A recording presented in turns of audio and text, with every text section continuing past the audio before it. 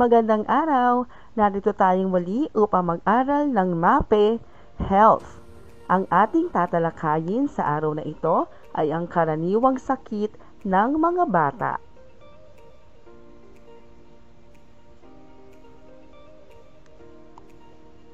Natutuhan mo sa unang markahan kung paano magkaroon ng malusog na pamumuhay o healthy living.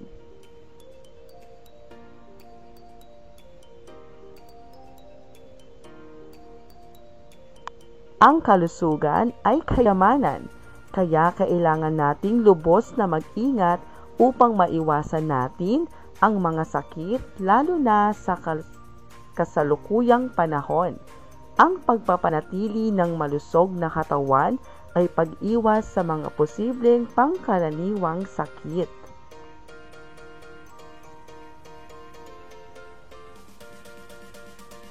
Sa aralin ito, inaasahang matutukoy mo ang mga karaniwang sakit ng batang katulad mo.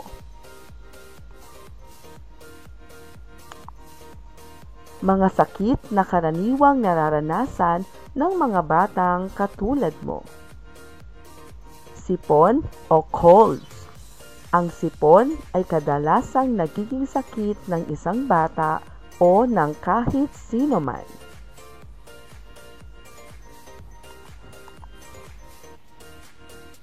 Maaari ring sanhi ang sipon ng impeksyon ng bakterya sa loob ng ilong. Kapag bakterya ang sanhi ng iyong sakit, asahan na ang iyong sipon ay makapal at kulay berde o dilaw. Bulutong o chickenpox. Ang bulutong ay isang sakit na nanggagaling sa impeksyong dulot ng virus na varicella zoster. Pagkabulok ng ngipin o tooth decay. Ang pagkasira o pagkabulok ng ngipin ay sanhi ng pagsakit ng ngipin na nagiging dahilan ng panghihina ng isang bata. Ang mga kinain na natira sa mga ngipin ang sumisira nito. Kung kaya't dapat magsipilyo lagi pagkatapos kumain.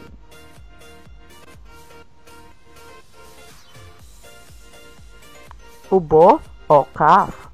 Ang ubo ay isang reaksyon ng katawan upang alisin ang sipon, plema at iba pang bagay na nakakairita sa baga at mga daanan ng hangin.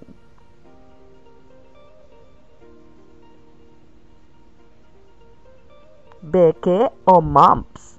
Ang mga nasa edad na 5 hanggang 14 na taon ang madalas na dinadapuan ng beke. Ang pamamaga ng pisngi na dulot ng virus ang madalas na sintomas ng pagkakaroon nito. Upang makaiwas ka sa mga sakit na ito, nararapat lang na kumain ng masusustansyang pagkain na mayayaman sa bitamina at mineral. Iwasan ang pagkain ng mga pagkaing walang taglay na sustansya.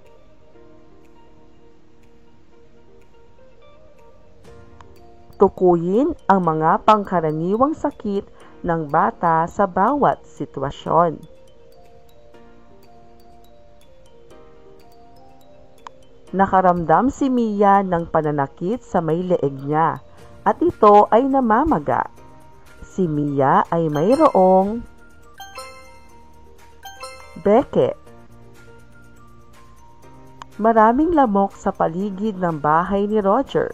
Pagkaraan ng ilang araw, nakaramdam siya ng lagnat at nagkaroon ng pantal. Si Roger ay mayroong dengue. Nagpasuri ka sa doktor at nalamang may plema ang baga mo, kaya may reaksyon na ang katawan mo. Ikaw ay mayroong ubo. Chickenpox ito kung tawagin. Ito ay may sintomas gaya ng pangangati, lagnat at ang pamamantal sa balat. Ikaw ay mayroong bulutong. Mahilig kang kumain ng matatamis katulad ng candy, subalit lagi mong nakakalimutang magsipilyo. Ikaw ay magkakaroon ng tooth decay. Tandaan natin,